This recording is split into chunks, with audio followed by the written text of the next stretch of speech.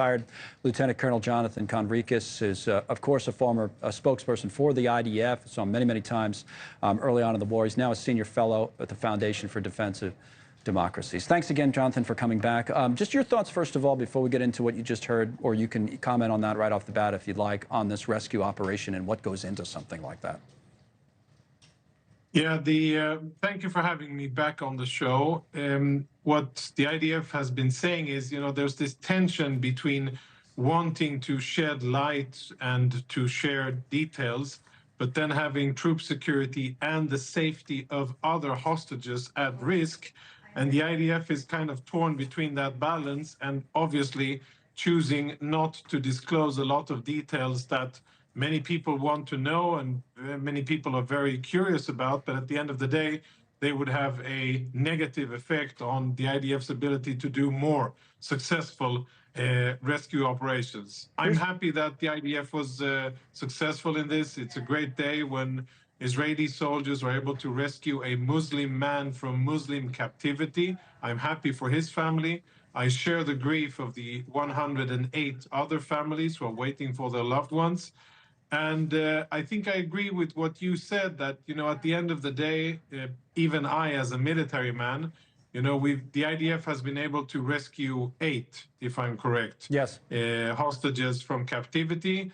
And there are still 108 left. And the chances of IDF really being able to rescue the rest of them with kinetic activity are very slim.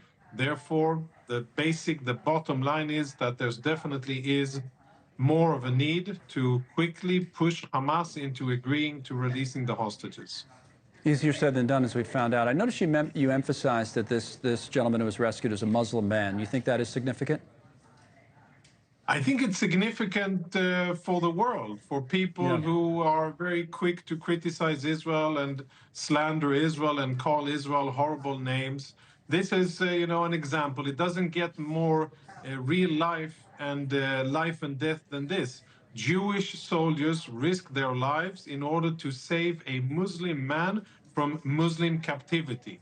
And I'm sure that they went ahead to this mission with the full, knowing that they were putting themselves at risk, and they did so gladly and proudly because they wanted to bring a hostage back, and they didn't, do anything less because he was Muslim. Maybe they did even more because he was Muslim. And it goes to show the social fabric and the quality and the morals of the IDF. And, when Israel is slandered so much on the global stage for what it does and doesn't do, I think that's an important point, and I'm very happy that that man is back and his 11 kids will have their father back. Amazing. We talk about getting a deal done, and the ceasefire or hostage deal. All of that seems to have been complicated this week with the headlines coming out of the northern border and the cross-border exchanges, which are very, very aggressive between Hezbollah and Israel, back and forth between Israel and Lebanon. Now, what do you think there in terms of, are we now at least past, in the near term, the threat of an all-out war, a wider war? It seems like both sides wanted to claim victory for whatever it's worth yesterday. I don't know if we're just inches away from ratcheting up again. What's your take? Yeah, I think you're right that both sides are trying to claim victory. Maybe Hezbollah was trying a little bit harder in their propaganda efforts to claim victory. But bottom line, we're back at square one, and I think the chances for a major escalation are lower today than they were 3 or 4 days ago. I think that the Iranians have gone back to being the smart, cool-headed, strategic thinkers and planners that they've been for the last 20 years. They are not rushing into a confrontation. They understand that it wouldn't be in their interest to confront Israel directly. And as such, they're sending their proxies forward, Hamas and Hezbollah and Islamic Jihad, to do their work for them. Hezbollah also, for everything said and done, they understand the limitations of their power, they understand the limitations of Israeli power, and I think that they are just fine with the current situation, which, strategically speaking, is not a good situation for Israel, where Israeli civilians are forced out of their homes. About 70 to 80,000 Israelis are refugees in Israel, and Hezbollah continues to, frankly, dictate the terms and to take the initiative. Israeli actions, they were successful and they were very good, but at the end of the day, didn't signal that Israel has made a strategic shift.